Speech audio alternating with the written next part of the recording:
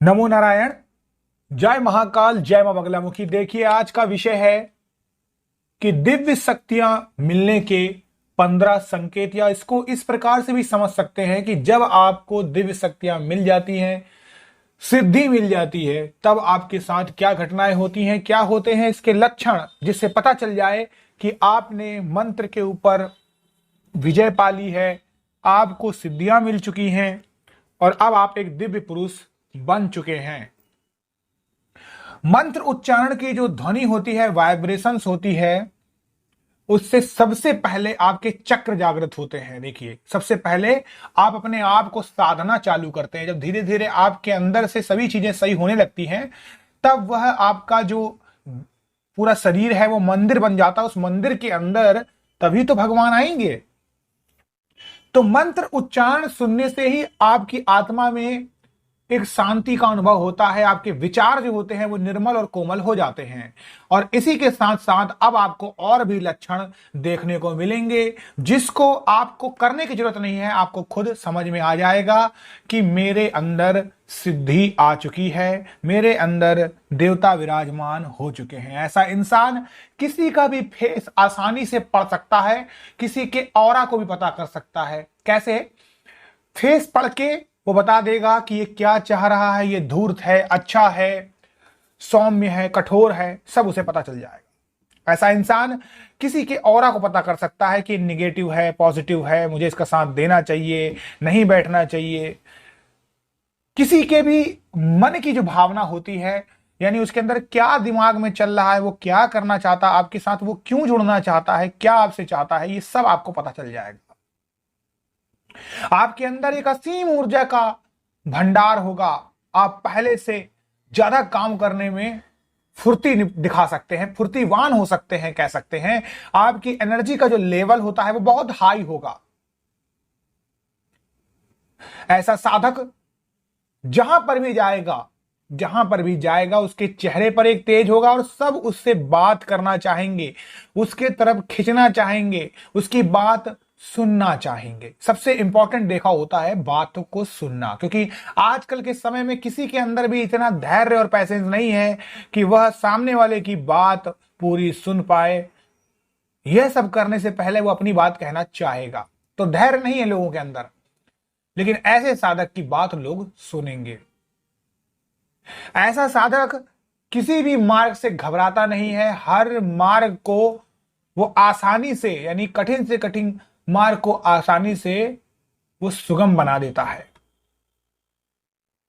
ऐसा साधक किसी भी अनहोनी घटना के होने से पहले ही सब कुछ जान लेता है। उसे आभास हो जाता है कि अब कोई अनहोनी घटना होने वाली है, तो इसके बारे में या तो वो किसी को बता देगा जिससे वो इंसान ऐसा ना जाए। अब देखिए, बाकी तो ईश्वर के हाथ में है। अब वो निकल गया है, फिर तो वो होगी होगी, लेकिन उसे पता चल जाता है उसके ऊपर भी जो होने वाला होगा या दूसरे के ऊपर भी वो होने वाला होगा। तो अगर वो सच्चा साधक होगा तो आपको सचेत करेगा कि देखिए, फलानी जगह में आप मत जाइए, यहां पर आपका नुकसान है।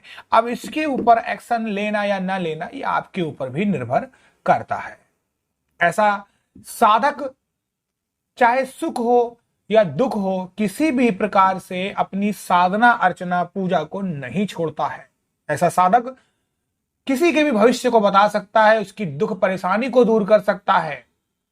ऐसे साधक के अंदर भी किसी प्रकार का अगर रोग है तो वो धीरे धीरे हट जाता है, और दूसरों के ऊपर भी अगर वो हाथ रख दे तो उनके ऊपर से भी रोग हट जाता है, इसमें कोई शक नहीं है। वो अपनी वाणी से, अपने माधुर्य व्यवहार से, अपनी शालीनता से सबके बोलने के तरीके को बदल सकता है। जो उसका दुश्मन भी होगा वो भी उसका अब दोस्त हो जाएगा। वो कभी भी सफलता के लिए इंतजार नहीं करता है, सफलता अब उसका इंतजार करती है। यानी जिंदगी में उसे ऐसे कई अवसर मिलेंगे। ऐसा इंसान नॉनवेज खाने को छोड़ देता है, उसे जीवों से प्यार हो जाता है और वेज खाना ही पसंद करता है। नॉनवेज के ऊपर कभी जाता ही नहीं है, छोड़ देता है जन्म जन्मांतर के लिए। इस जन्म में किए गए उसके सारे पाप अब मिट जाते हैं, पूर्व जन्म में किए गए सारे पाप मिट जाते हैं और वह ज्ञान की ओर बढ़ता है। कर्मों को समझता है कि वो धरती पर कर्म करने के लिए आया है। हर चीज की लाइफ उसकी बैलेंस हो जाती है।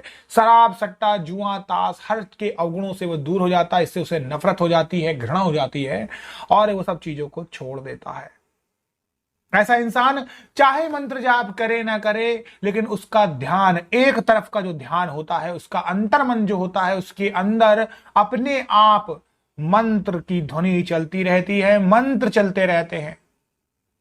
ऐसा साधक अब कभी भी किसी के साथ अभद्र व्यवहार नहीं करता है, किसी प्रकार का अभद्र शब्दों का प्रयोग नहीं करता है, किसी की निंदा नहीं करता है, किसी का तिरस्कार नहीं करता है, किसी को अपमानित नहीं करता है और हर किसी को प्रोत्साहन देता है।